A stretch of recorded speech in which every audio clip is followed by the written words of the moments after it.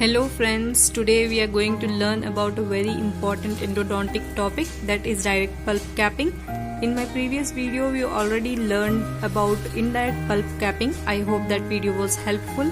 So before proceeding with today's topic, I would like to tell you that please subscribe my channel so that you can receive notification whenever I upload a new video for you. So direct pulp capping is carried out whenever there is a pulpal exposure during cavity preparation, or it might be mechanical or traumatic. Direct pulp capping is done to preserve the vitality of pulp even after the exposure of pulp by protecting the exposed area by a protective dressing. So when is the direct pulp capping indicated? Whenever there is an exposure of less than 0.5 millimeter.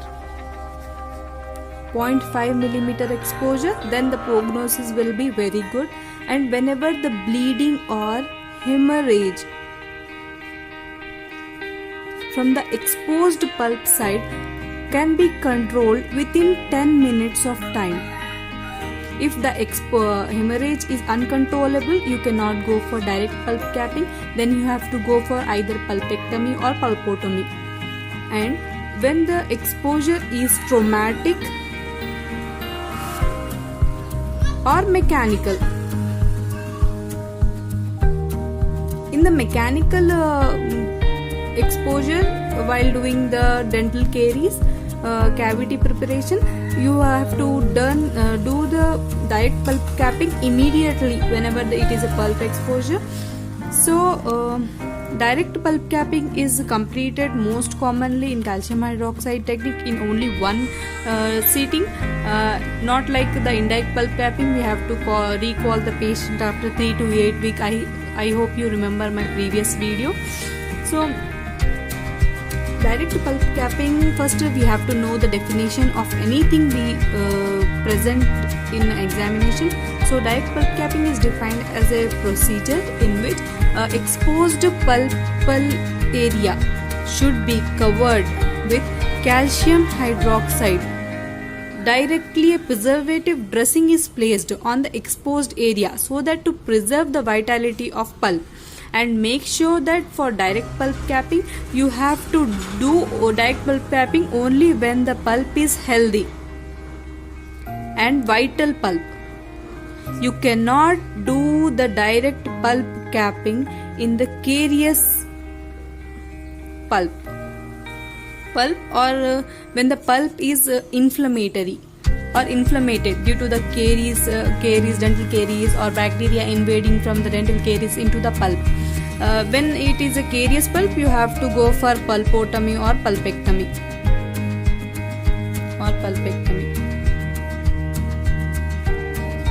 So whenever the direct pulp capping is indicated, you have to go through the same procedure as you did for indirect pulp capping, that is placement of calcium hydroxide and followed by the placement of a resin modified glass ionomers cement as a base and cover it with a permanent restoration. Either it could be amalgam or composite. While presenting the answer in question paper, you have to go in a systematic manner. First write the definition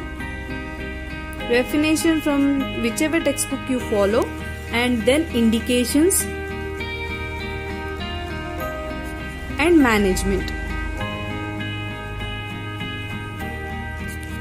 Okay, let's once again repeat the topic so that you can understand it very clearly. So talking about the definition, direct pulp capping is defined as a procedure in which the exposed pulp is covered by a layer of protective dressing, that is calcium hydroxide, to prevent the vitality of the pulp. And then indications come when the patient is asymptomatic with no spontaneous pain, and hemorrhage is controllable within 10 minutes of time, and whenever the exposure is pinpoint, like less than or equal to 0.5 millimeter, or whenever the exposure is mechanical or traumatic.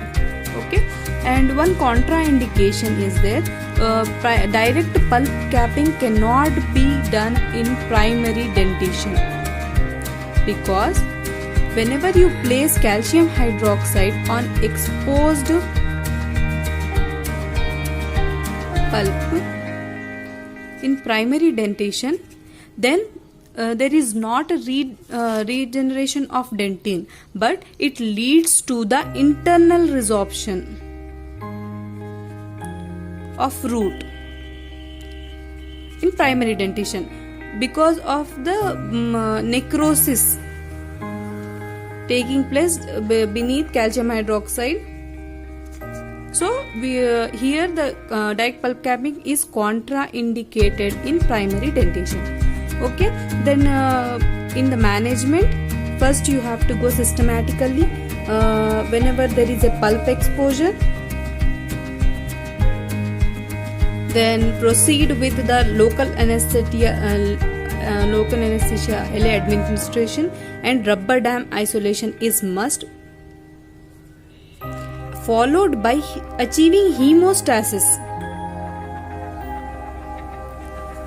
with 10% of sodium hypochlorite,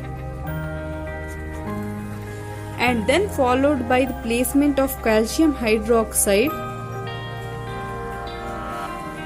and resin modified glass ionomous cement as a base, followed by permanent restoration. I hope you followed you understood today's topic clearly.